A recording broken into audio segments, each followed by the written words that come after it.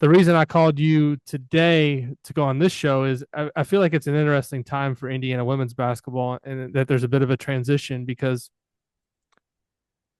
obviously going from Grace Berger graduating to last season, there was still a great player in the program with Mackenzie Holmes returning, and the expectations were that Indiana would again contend for a Big Ten championship and a deep run in the NCAA tournament. They gave South Carolina a great run last year in the Sweet 16. It was a fun team to watch. They played well together all season. I think obviously the fan support was the best it's ever been at Assembly Hall. But I think there's some question marks just in terms of what it's going to look like going into next season without Mackenzie Holmes.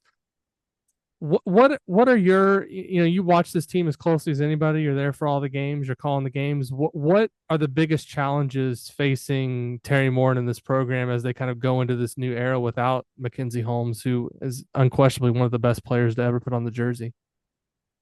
Yeah, I think it's interesting because I think the general consensus is that Indiana is going to take a step back. And you kind of feel like you've been waiting on that in a sense because ever since Terry Morin's been here, I mean, it's just been just a slow incline of success. One year you knock off the WNIT, then you get to the NCAA tournament, then you win an NCAA tournament game, then you make it to the Sweet 16, make it to the Elite Eight, win a conference title. Every year something seems to be kind of an improvement on the other. And even last year felt like just a mini step back in the regular season, but then of course getting to the Sweet 16 was great.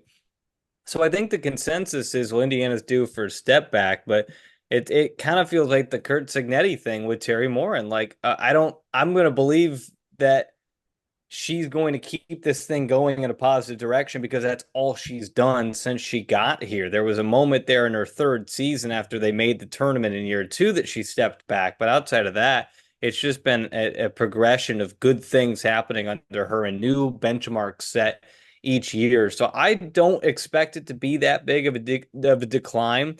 I think the roster is composed of a lot of really good pieces. And the question to me is going to be who is going to step up and be the star? Because I think they've got a ton of role players. You've got Chloe Moore McNeil, who's really, really good. And her progression, her career has been so cool to watch. Sydney Parrish is a wonderful shooter, great team leader, really good kind of third or fourth option offensively. Yarden is the one that I feel like can turn into the star, or at least has the most potential to be that star. She's so, so good.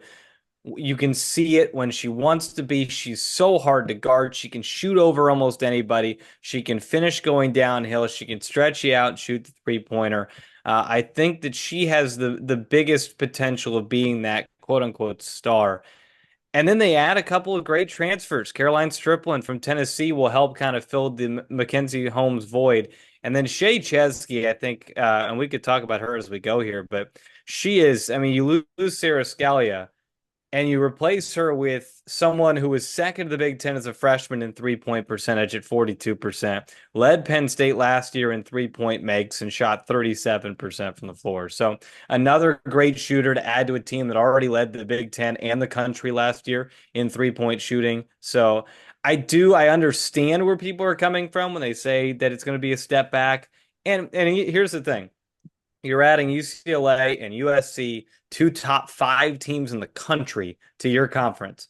So, in position in the conference, they may take a step back. They may not be second. They may not be third this year. Doesn't necessarily mean it was a worse season, but it is going to be such a good conference. I think Indiana will fit right in.